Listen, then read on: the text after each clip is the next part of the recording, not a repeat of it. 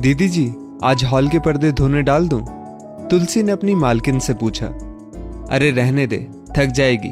कल ही तो तूने सोफे के कवर धोए थे और आज सारे पंखे साफ किए। तेरी भी तो उम्र हो चली है, थक जाएगी दादी अम्मा। वंदना जी ने हंसी ठिठोली करते हुए कहा। वैसे दादी बनने की उम्र ना है हमारी दीदी जी। 14 बरस की उम्र में तो शादी हो गई थी हमारी। जल्दी बहू लाकर सास भी बन गए और अब एक प्यारी सी पोती की दादी। तुलसी पिछले 10 सालों से वंदना जी के यहाँ घरेलू सहायिका है। काम वाली ना होकर वो घर की महत्वपूर्ण सदस्य बन गई थी। वंदना जी की जरूरत के समय वो सदैव उनकी मदद को तैयार रहती। वंदना जी भी तुलसी के साथ परिवार के सदस्य की भांति स्नेह रखती, उससे अपने दिल की हर बात साझा करती। वंदना जी का बेटा मयंक आगे पढ़ाई करने विदेश जा रहा था। तब खूब रोई थी वंदना जी। अपने इकलौते बेटे को अपने से दूर जाता नहीं देख पा रही थी। जैसे जैसे बेटे के जाने की घड़ी पास आ रही थी, वंदना जी का दिल उदास हो उठता। तुलसी अपनी बातों से उनका मन हल्का करने की कोशिश करती रहती। दीदी जी, आप तो बड़ी नसीबों वाली हो जो आपका बेटा परदेश जा रहा है। पढ़ लिख कर आपका नाम रोशन करेगा, किसी भी चीज की कमी ना होने देगा। जब पढ़ लिख कर वापस आएगा तो उसे यहाँ अच्छी नौकरी मिल जाएगी, फिर अच्छी बहू भी मिल जाएगी। पोते पोतियों के साथ बड़े आराम से बुढ़ापा कटेगा आपका। तुलसी वंदना जी को सुनहरे सपने दिखाती हुई बोलती। बेटे को विदेशी संस्कृति और पैसों का ऐसा नशा चढ़ा कि विदेश में ही अपनी पसंद की लड़की से शादी कर ली और वहीं हमेशा के लिए सेटल हो गया। वंदना जी और सुभाष जी ठगे से रह गए।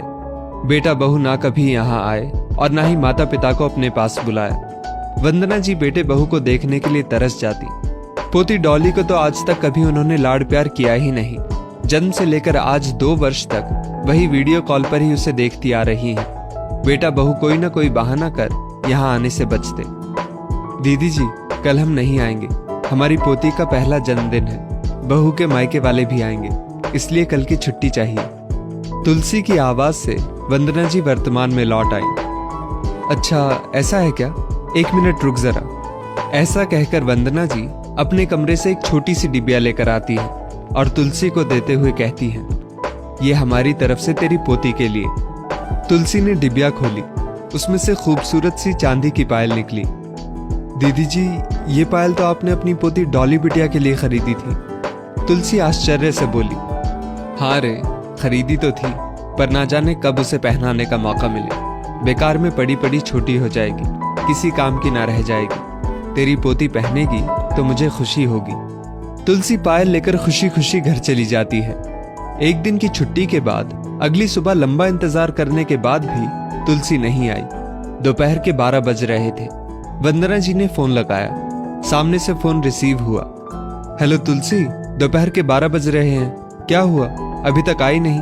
कब आओगी काम पर? जल्दी आओ। हेलो मैडम जी, मैं उनकी बहू बोल रही हूँ। माँ जी तो अस्पताल में भर्ती है, मैं भी माँ के लिए खाना लेकर अस्पताल जा रही हूँ, तुलसी की बहू ने कहा। वंदना जी ने उससे अस्पताल का पता पूछा और बिना देरी किए कुछ रुपयों की व्यवस्था कर अस्पताल पहुंची। हाँफते हुए वंदना जी अस्पताल के वार्ड में घुसी। तुलसी के पैरों में प्लास्टर लगा था, सिर पर भी चोट के निशान थे। तुलसी का बेटा लखन तुलसी के सिरहाने बैठा था और बहू प्यार से खाना खिला रही थी। अरे दीदी जी, आप? तुलसी आश्चर्य से बोली। ये सब कैसे हुआ तुलसी? वंदना जी ने पूछा। बहू जन्मदिन की तैयारियों में व्यस्त थी। मैं छत पर सूखे कपड़े लेने गई थी, ना जाने कैसे पैर फिसलने से मैं सीढ़ियों से गिर पड़ी। बेटा बहू सारा काम छोड़कर प्राइवेट अस्पताल ले आए।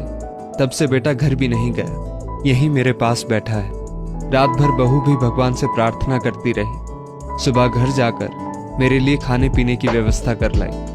पर दीदी जी, ये लखन भी कुछ समझता नहीं। बेकार में प्राइवेट अस्पताल ले आया, कितने पैसे खर्च हो जाएंगे बेचारे के। तुलसी दर्द से कराहते हुए बोली।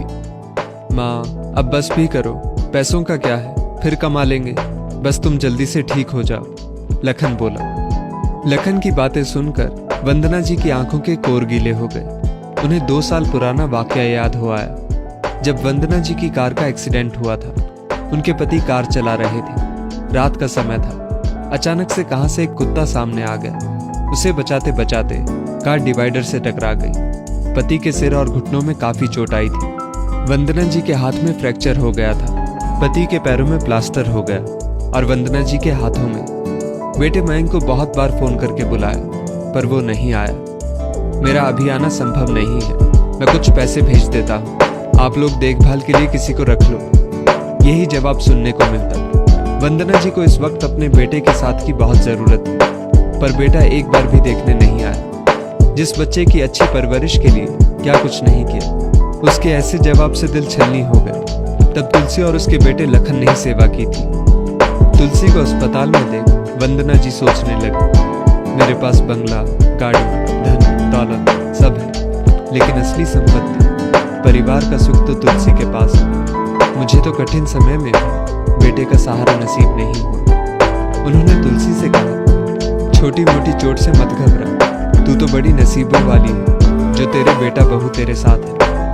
उन्होंने लखन के हाथों में 5,000 रुपए दिए और आंसुओं को छिपाते हुए कमरे से बाहर आ गए। दोस्तों, असली संपत्ति रुपया पैसा नहीं, बल्कि परिवार का साथ है। अपने माता पिता को अनदेखा ना करें, उनका सहारा बनें। इस स्टोरी को लेकर आपकी क्या राय है, नीचे कमेंट करके ज़रूर बताइएगा। और ऐसी ही और भी बेहतरीन वीडियोस के लिए हमारा पेज ज़रूर फॉलो करें। धन्यवाद।